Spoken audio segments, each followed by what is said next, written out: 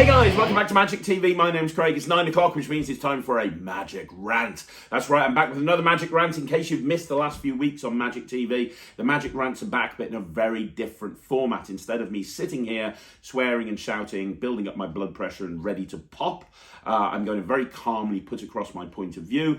The Magic Rants left the channel for a long time because I didn't want to be the guy that was swearing and shouting, and then I realized I could do these without swearing, without shouting, and instead talk about stuff that I think are important topics to talk about in the Magic community. And I think sometimes that needs to be done. Now, you might not agree with me, and that's absolutely fine, and you might agree with me, and again, that's absolutely fine. This is only my opinion, but I think that talking about subjects that I think that a lot of people won't talk about, talking about stuff that's not really talked about much on discussion forums is an important thing. And hopefully we can have a bit of a dialogue in the comments down below, because today I'm going to talk about a very important subject, one that really frustrates me. And I wasn't going to talk about this. However, something happened that made me think, yes, I am absolutely going to talk about it. So here's the thing. This is the thing that's really kind of annoyed me today. What's annoyed me is people in the Magic community, and I think a lot of the time it's newer people, but not always. And hopefully this video will serve to educate people. Although I know that there's a certain section of the Magic community that do this, that should know better, and they don't. But I'm talking about people who watch performances online, whether it be on YouTube or whether it be on, whatever, any social media platform, watch performances of a marketed trick, reverse engineer the trick, and then go and start performing it without buying the trick from the creator. Now, this has happened quite a few times, and I've been tagged in posts on discussion forums in the past, where most recently on the Magicians Forum, I was tagged in a post where I was made aware of a post where somebody went on there and said, hey, I was watching a trick on Craig's channel. It was a Hidden Gems, and he performed the trick, and he did a great performance, but I was able to work out how the trick's done, and I've started performing it because I was able to reverse engineer it based on the performance. And I haven't bought it. I've started performing it. I've started doing it in my gigs. It's a great trick. And is it ethical or not? And the simple answer is no, it's not ethical. The reason I do these hidden gems, and not just the hidden gems, but I talk about older tricks on the 5x5s, and obviously that's what the Magic Lives are there for as well. The reason I do these is to try and shine a light on tricks that have been out in the last few months or years or even decades that you might not be aware of, that I'd like to draw your attention to. That doesn't mean this is a tutorial. I don't do tutorials. And yes, I know if you're a knowledgeable magician, the trick in question that I was tagged in the forum about was a very simple trick that's really mind-blowingly good. And it just uses one double lift. And anybody who's been in Magic for any length of time would probably be able to work out how the trick's done. But it's such a great trick. It's one of the, I bought it many years ago. I bought it about 10 years ago. It's now available as a download, and it's one of the best things I ever bought. And I do it all of the time in every single show. Just because that doesn't mean that as a magician you should watch that and go, I'm going to start doing that now. That means that you should go and find it. And it's not like I don't tell you where you can get it from. Every single video I'm like, hey, this is thing from this person. This is this from this person. This is this from this person. I tell you exactly where you can get it from, and then you can go and get it, right? I don't understand why you would feel the need to just start doing it without compensating the Magic producer or the Magic creator. If you like a trick that you see online, and it would be not acceptable, but I would understand it more if you watched me do a trick, or you watched somebody else do a trick, and you didn't know who did the trick, and you couldn't find a source for it, and you couldn't find. But even then, you could ask in the comments, or you could private message the person, hey, what's this trick, and where can I get it from? Just taking that trick, figuring out how it's done, and performing it yourself basically just pisses over the creator who has spent time and effort putting this trick together. Now, the reason I was talking about this subject is because I had an email from a guy, won't say his name, had an email from a guy saying, hey, you performed a trick on your channel recently. I really liked it. Can you send me a tutorial? And I was like, no, I can't send you a tutorial. It's not my trick to teach. And I don't do tutorials anyway. However, this is the trick. This is the link to buy the download. It's only $10. It's a great trick. I think you'll really like it. And he said, I don't want to buy it. If I wanted to buy it, I would have bought it. I want you to send me a tutorial.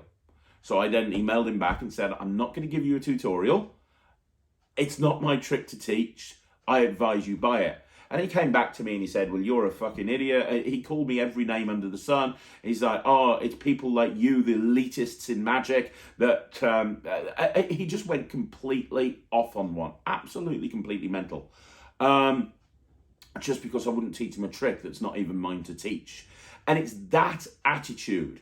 It's that attitude that really, really, really annoys me. Like, really annoys me. Like, talk about entitled. Look, here's the thing. If you like a trick and you see a performance and you like it, if you're then going to perform that trick, then you need to compensate the creator for it. And I know what you're going to say. There's a few things that people always say in this case. The first thing that people say is, oh, but I just used that trick as inspiration and I created my own version of the trick. It's not his trick. I just used that performance as inspiration. Surely it can be inspired by a trick. Well, let me ask you a question. Your trick that you've been inspired to create, does it have an exact effect as the trick that you saw, that you were inspired by?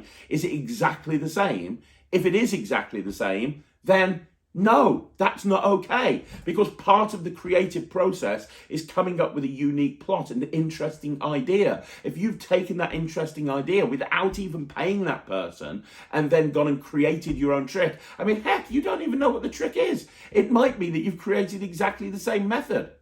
You know, now, if you're a creator and you're creating magic and you're creating tricks based off somebody else's trick that you've bought, and you can say where it differs and which direction you've gone in and everything, then fair enough. But you're not doing that. The amount of time that I hear people going, oh, I just created my own, I saw that trick and I created my own version. And then you dig a little deeper and it's exactly the same bloody trick. Well, here's the thing. When you see a performance online, you're only seeing one small aspect of that trick. Most times when people create a trick, they'll go through the history of it. They'll talk about various different versions that they did before they got to that final version. The version that you've created might possibly be a version that came out before and was dismissed, and it was dismissed for various different reasons. That's happened to me before. I've seen it happen to other people before. Somebody's created a trick that's actually a method that was discarded because there were problems with it, and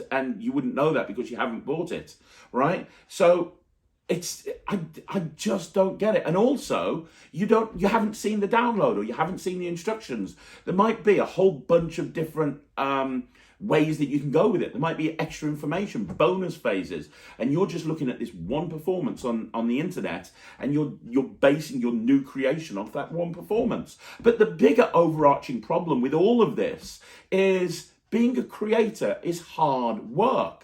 Being a creator is really hard work. I don't want people to think it's a license to print money, because it's not a license to print money. Being a creator has never been a license to print money. And if you're creating properly and you're creating correctly, it can take you days, weeks, months, and years to get to a point where that trick has finally hit the market. And now I know that there's creators out there that take shortcuts. They have a brain fart and they come up with the trick, and within 24 hours it's a product on the Penguin Partner Program. I know that happens, and that's a rant for another day. However, the vast majority of people that create do it right. And when you do it right, it can take, first of all, that trick might have been months of inspiration, coming up with ideas and months of inspiration. Then it might have been anything from months to years in order to get it from where it was to where it needed to be. ironing out all the kinks, going performing it in the real world, realizing there's a problem, bringing it back, eliminating that problem, then going in and then nope, that's not going to work because of this. Okay, back to the drawing board, and eventually you get it to where you want it to be. And then there's the time and effort that's spent on filming it, doing a trailer for it, marketing it. All of this stuff takes time and money. And the creator is probably going to get paid pittance or isn't going to get paid a fortune. Very few people can make a living as a full-time creator. Very few people can. There obviously are people out there like Jay Sankey and, a few people like that. But even then, Jay goes and performs at gigs, everybody, any creator that I can think of pretty much isn't just, the only person who can think of who, as far as I'm aware, is really just a creator is John Carey. I mean, he's the only one that I know of. If you know somebody else, please let me know. But as far as I'm aware, I think he's the only person I know that's basically just a full-time creator and lecturer. But that doesn't happen very, very often. So when somebody brings a trick out that you like, that's finally been brought to market, and let's say it's a download that's come out through whatever company, and it's finally just come out, and you watch the performance, and you're like, okay, yeah, I can see how that works. I'm going to reverse engineer it, and I'm going to go and do it, or whatever the case may be. You're pissing over that creator. Eventually, what's going to happen is that creator is going to stop creating, and he's never going to create again. And then you are going to miss out on all of this amazing magic. All because you didn't do the right thing. And I brought up John Carey before, so let me bring him up again. Most recently, he brought out a download through Alakazam Magic, and it was a coin routine. And it was a really nice coin routine. It was a coin routine that 2 coins were appearing and vanishing, and a whole bunch of stuff happened. It came out, it was one of the more recent downloads to come out through Alakazam. And I saw the performance, and I immediately knew how the trick worked. Because I know a thing or two about coin magic. I immediately knew how the trick worked. Not only did I immediately know how the trick works, but I've played around with the concepts behind that trick myself in the past. However, watching the performance, there were a couple of moments in there that I was like, oh, that's really clever. I love that. I can see how that would work in a routine I'm doing, and it would clean that moment up. And so I bought it because I wanted to compensate John, even though I knew how it worked. Even though I could immediately put it in, I just knew from the performance how it worked. And it's not like I even wanted to perform John's routine. I wanted to perform a move out of John's routine. It wasn't even a move. I wanted to perform a concept out of John's routine in my own routine to clean it up a little bit. Even though that was the case, I still went and got the download. Because that's the right thing to do. And let me make it perfectly clear. If you think I'm talking about you right now, it's because I am talking about you right now. If you're sitting there thinking, oh, well, I do that, but, whatever, then don't. It's as simple as that. Don't. Because I know there's going to be people that are watching this right now, that are listening to me speak, and they do this, and they don't care, and they just don't give a damn, and they're listening to me, and they're probably saying to themselves, they're probably saying out loud right now, Craig's talking out of his arse. That's exactly what these people are doing. And I know that there's going to be other people that are going to be sitting here thinking, oh, I can't believe this actually happens. There's going to be other people thinking, oh yeah, I do that, and yeah, I can see that that's not the right thing to do. The bottom line is, no one can stop you.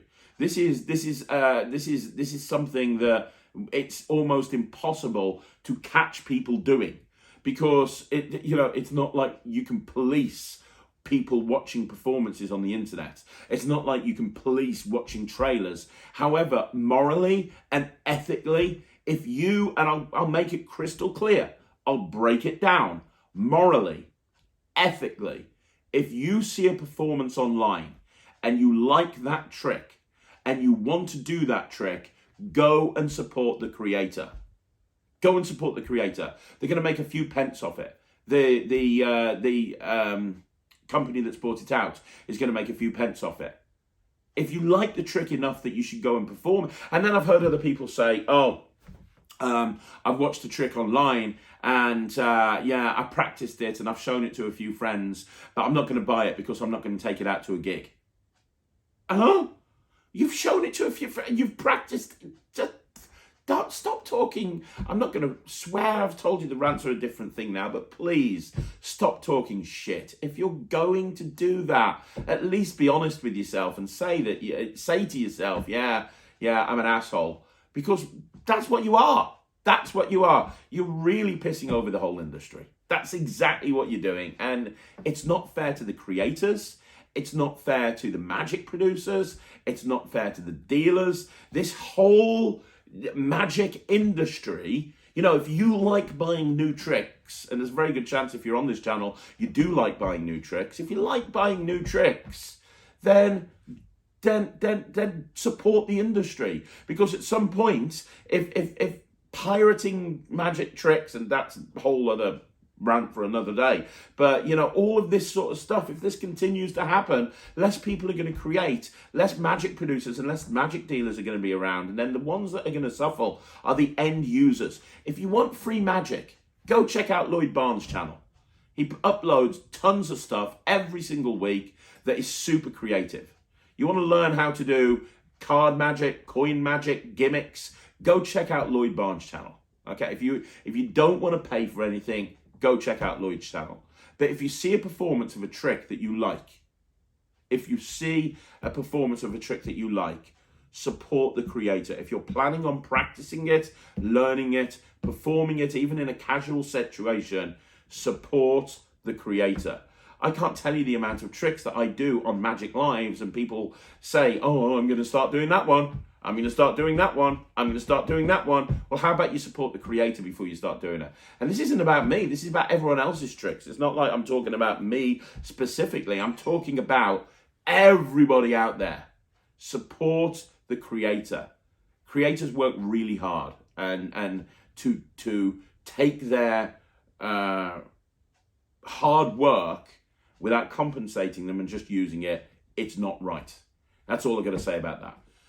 So there you go, guys. That is another magic rant in the bag. Do me a favor, let me know what you think in the comments down below. Do you agree? Do you disagree? Do you think that I'm talking rubbish, or do you think I'm making a lot of sense? I would love to know. Let me know in the comments down below. Also, if you haven't already done so, like the video, subscribe to the channel. If you want to see more videos like this, please subscribe. It really, really helps. We've got big goals to hit on this channel, and if you could help us, that would be amazing. And if you haven't already checked out the Netrix, please go to www.thenetrix.com and check it out for a month and see what all the fuss is about. It's now open. It's ready for business. You can check out the trailer on the website. I'll be back again tomorrow with a whole bunch more videos. Thank you very much for watching. My name's Craig from Magic TV.